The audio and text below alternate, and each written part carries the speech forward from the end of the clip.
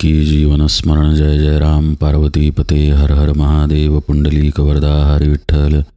श्री अनंत कोटी ब्रह्मांड नायक राजाधिराज सच्चिदानंद सद्गुरु श्री ब्रह्मचैतन्य महाराज की जय। श्री महाराजांच्या सेवेमध्ये दासबोध पाहत असताना उजळणी रूपामध्ये आपण नवविधा भक्ती पाहत आहे। कालपर्यंत आपण पादसेवन भक्तीपर्यंतचा भाग पाहिला। पादसेवनानंतर येते अर्चन भक्ती। अर्चन भक्ती म्हणजे भगवंताची पूजा करणे, अर्चन करणे, देवतार्चन करणे। पादसेवन भक्तीमध्ये आपण सद्गुरुपदिष्ट साधना कशी सामावलेली आहे हे मुख्यत्वानं पाहिलं।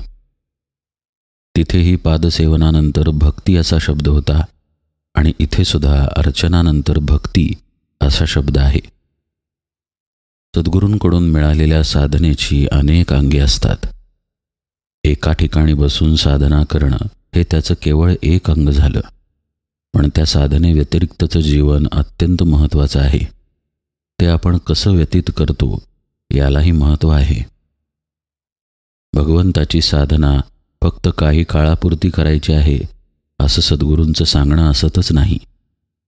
सद्गुरूंचा जो उपदेश आहे की ते ब्रह्मच तू आहेस, हा उपदेश मुरण्यासाठी सर्वार्थानं साधकाला जीवनामध्ये साधना उतरवावी लागते आणि त्यामध्ये अर्चन भक्ती अत्यंत महत्त्वाची असते।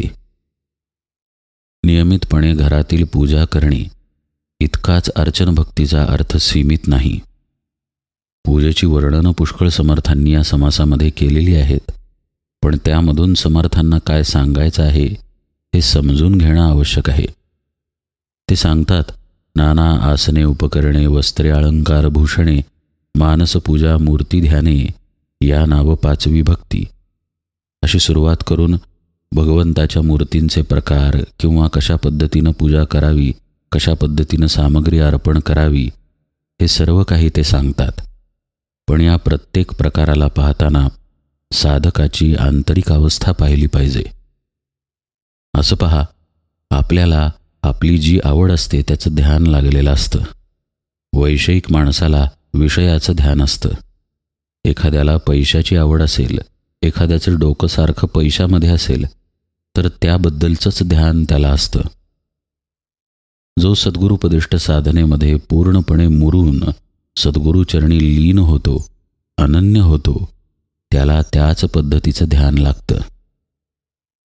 अर्चन भक्ती म्हणजे भगवंताच्या सगुण रूपाची पूजा आहे, पण त्या सगुण रूपाची पूजा करताना त्याचं सर्व जीवन त्या पूजेभोवती गोवलं गेलेलं असतं।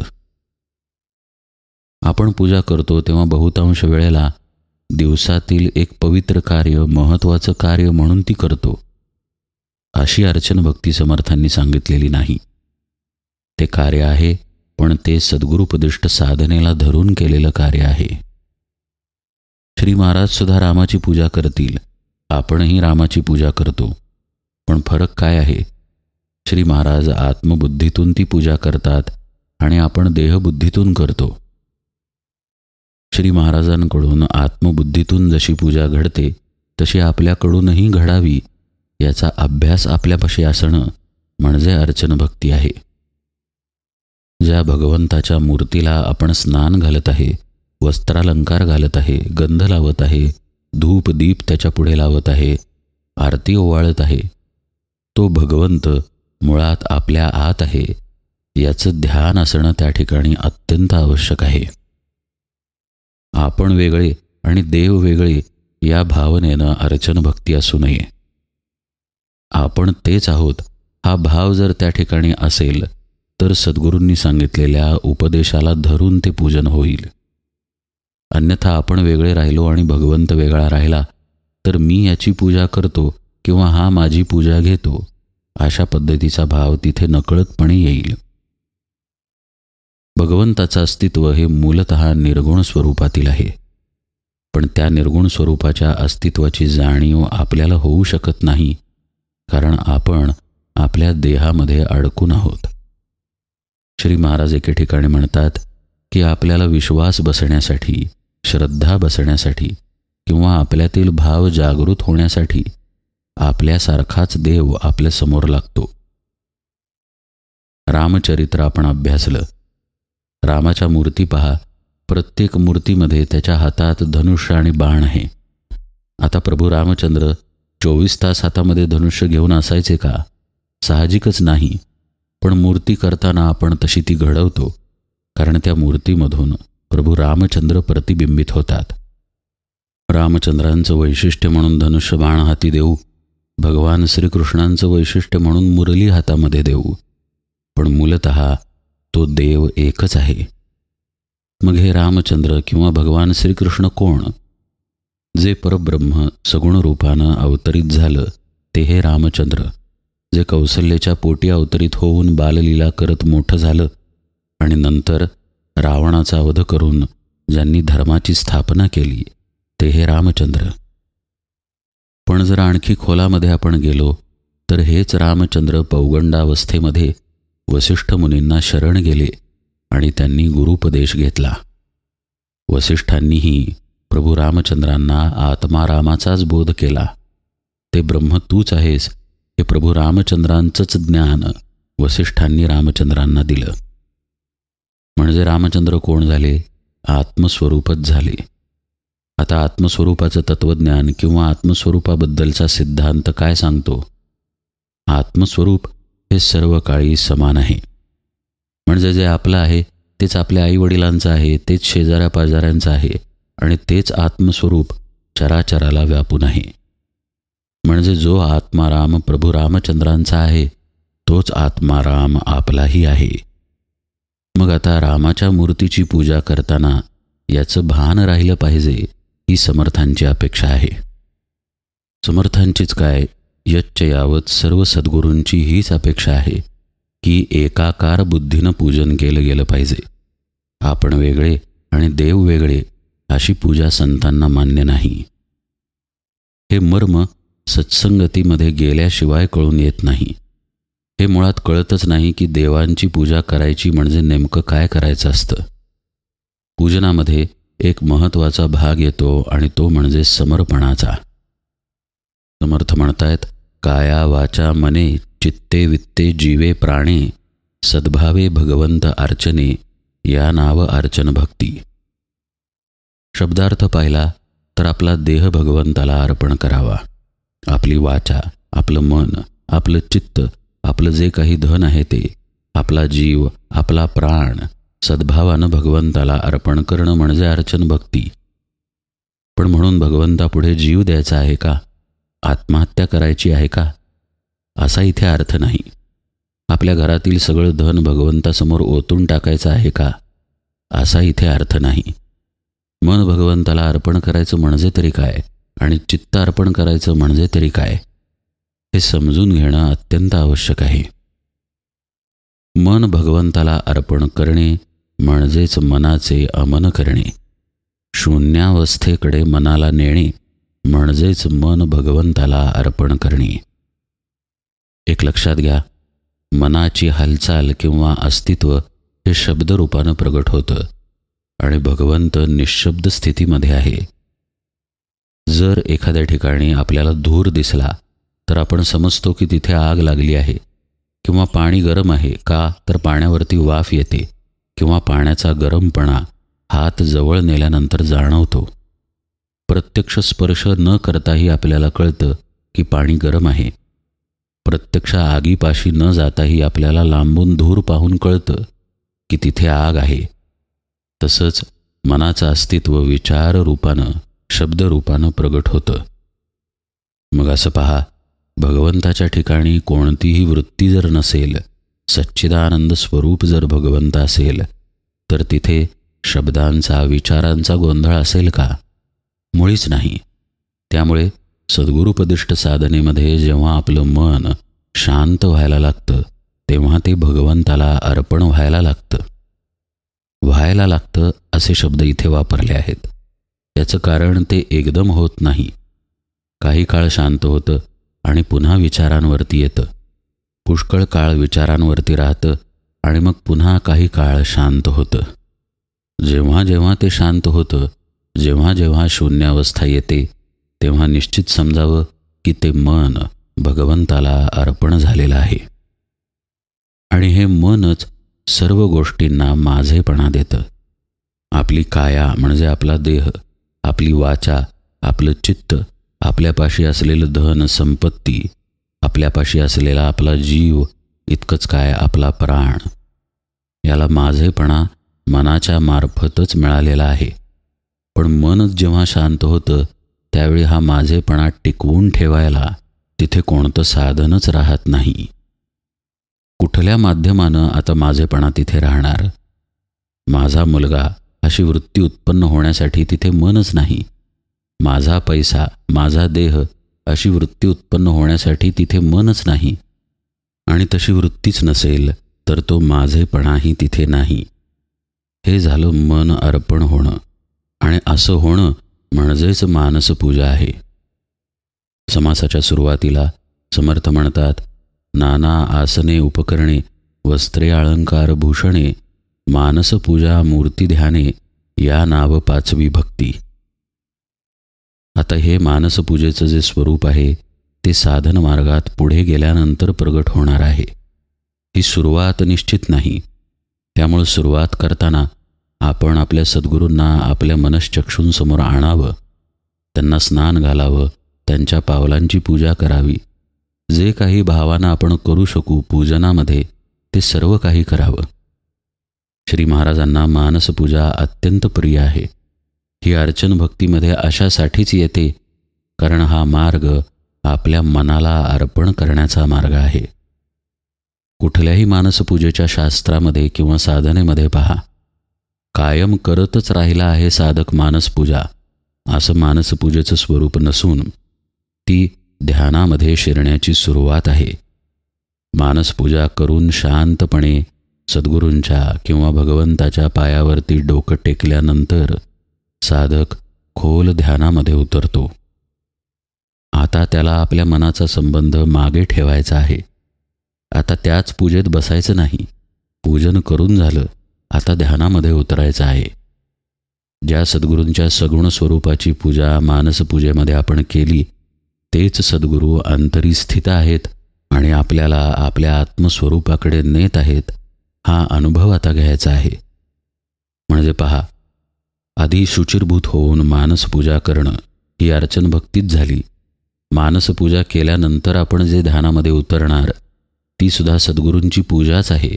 त्यामुळे ती सुद्धा अर्चन भक्तीच झाली एक प्रकारे. त्यामुळे साधक प्रत्यक्ष मूर्तीची पूजा करो, मानसपूजा करो किंवा मूर्तीचं ध्यान करो किंवा ते ध्यान करता करता निर्गुण स्वरूपामध्ये बुडून जावो, ही सर्व अर्चन भक्तीच ठरते. कारण भक्ती हा शब्द शेवटी एकत्व दर्शवतो. ज्याची पूजा करायची आहे ते माझ्याच स्वरूपाचं सगुण रूप आहे आणि पूजा करता करता जर मीच मला विसरलो तर ती भक्ती झाली. अशा पद्धतीचा अर्चन समर्थांना किंवा संतांना अपेक्षित आहे. आपण काय करतो, आपलं मन मनाच्या ठिकाणीच ठेवतो. ते कधी अर्पण होऊच देत नाही आणि त्यामुळे मग मी रोज पूजा करतो, माझी पूजा कधी चुकली नाही, माझ्या पूजेचे नियम कडक असतात, माझ्या पूजेमध्ये विघ्न आलेला मला आवडत नाही किंवा माझी पूजाच कशी उत्तम, अशा पद्धतीचा अभिमान नकळतपणे येऊन चिकटतो. ज्या मनाच्या साहाय्यानं आपण माझेपणा सर्व बाजूंनी चिकटवून ठेवलेला आहे ते मन कुठेतरी अर्पण होणं अपेक्षित आहे. ते अर्पण जर पूजेमध्ये होत नसेल तर ते पूजन केवळ अर्चन राहील, अर्चन भक्ती होणार नाही. इथे समर्थ अर्चन भक्ती सांगतायत.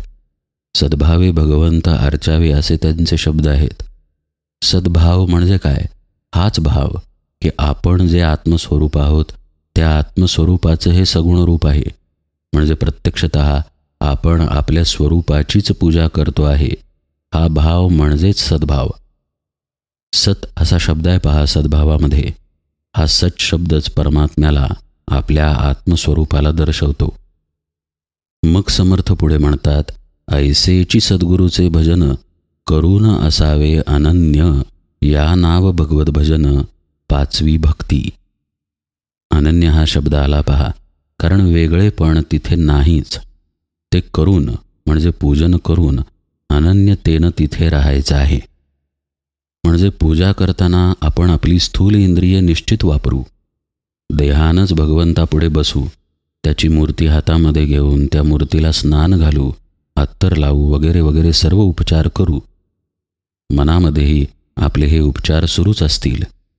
आपल्या कानांनी आपण मंत्र ऐकू, तोंडाने आपण मंत्र म्हणू.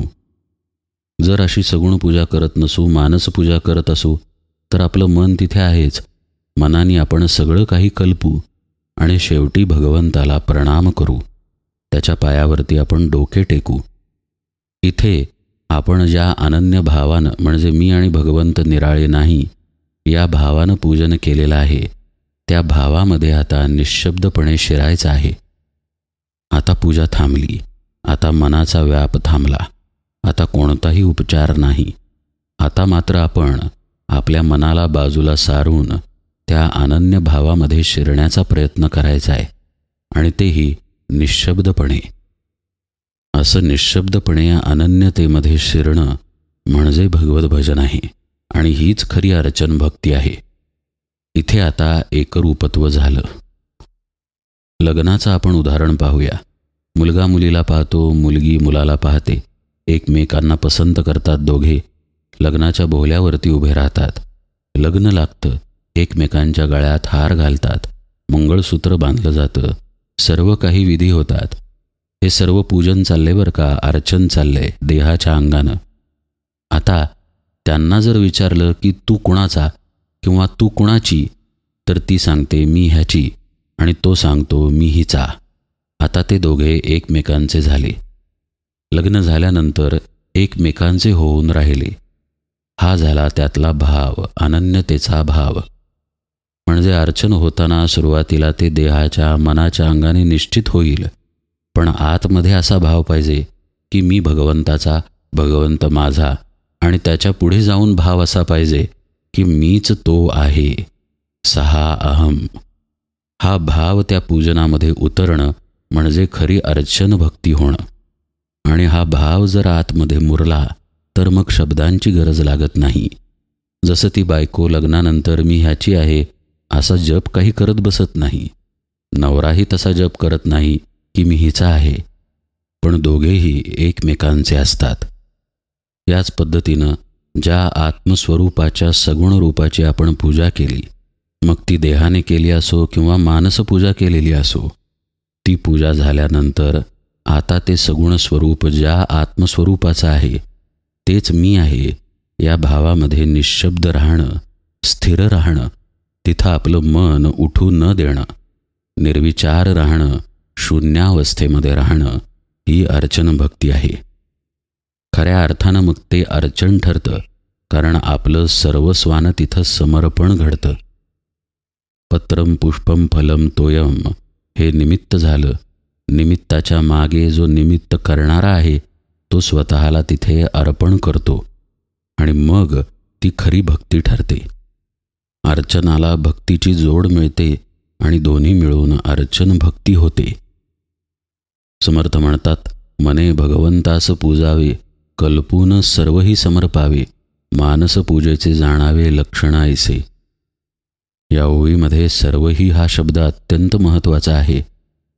सगळं काही अर्पण करायचं आहे, म्हणजे ज्या वस्तूंची कल्पना केली मानसपूजेमध्ये, काय गुलाबजाम दिले असतील, अत्तर दिला असेल, वस्त्र दिलं असेल, ते अर्पण करायचं आहे असा इथे अर्थ नाही. सर्वच अर्पण करायचं आहे, म्हणजे अस्तित्व रूपानंच आपण तिथे अर्पण होऊन जायचं आहे. मी देह हा भाव तिथे सुटला पाहिजे. मी मन, मी बुद्धी हे तिथे गेलं पाहिजे, अर्पण झालं पाहिजे, तर ती मानसपूजा आहे. हे त्याचं मर्म आहे. कुठल्याही पद्धतीनं कोणत्याही साधनेमध्ये, उपासनेमध्ये आपण देहबुद्धीचा मी जर शिल्लक ठेवला तर ती भक्ती होऊ शकत नाही.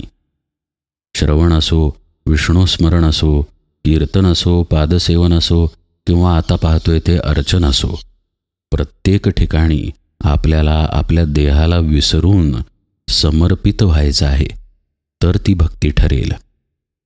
समर्थही हे जाणतात की असं एकदम घडणार नाही, कारण आपल्या मनाला चंचलत्वाची सवय पडली आहे.